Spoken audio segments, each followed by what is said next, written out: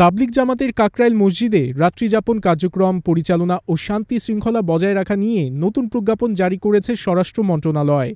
প্রজ্ঞাপনে বলা হয়, মাওলানা মোহাম্মদ জুবায়ের ও মাওলানা সাদের অনুসারীরা আগে থেকে জেলা ও উপজেলা যেসব মসজিদে নিজ নিজ তাবলিগ জামাতের কার্যক্রম পরিচালনা করে আসছেন, শান্তি শৃঙ্খলা রক্ষার্থে বিদ্যমান পক্ষদ্বয় সংশ্লিষ্ট মসজিদে তাদের কার্যক্রম অব্যাহত রাখার জন্য নির্দেশক্রমে অনুরোধ করা হলো।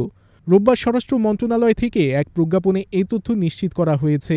এতে সই করেছেন উপসচিব ডক্টর মোহাম্মদ আব্দুল সালাম। এই বিষয়ে তাবলিগ জামাত সাদ অনুসারীদের মিডিয়া সমন্বয়ক মোহাম্মদ সায়েম বলেন, আমরা কাকরাইল মসজিদের বিষয় বৈষম্য বিরোধী সরকারের কাছে বৈষম্য বিরোধী সিদ্ধান্ত আশা করি। সারা দেশে জুবায়েরপন্থীরা বিভিন্ন মারকাজ ও মসজিদ দখল, আমাদের সাথীদের আমলে বাধা প্রদান, ভয়াবহ জুলুম, দেশব্যাপী সব জাস্টিস ও ম্যাসাকার চালাচ্ছে।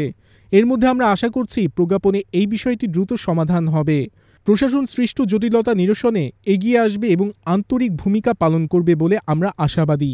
আমরা তাদের অনুরোধ করব, দেশকে অস্থিতিশীল করতে ও ধর্মীয় ভ্রাতৃঘাতী সংঘাতের পথ থেকে আপনারা ফিরে আসুন। তাবলিগের সঙ্গে এসব বেমানান, ইসলামকে ছোট করবেন না।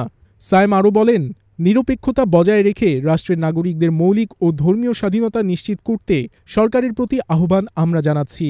আমরা উভয় পক্ষ ও সরকারের দায়িত্বশীলদের সঙ্গে বসে ধর্মীয় এই সংঘাত বন্ধে বরাবরের মতো সমাধানে পৌঁছতে আগ্রহী।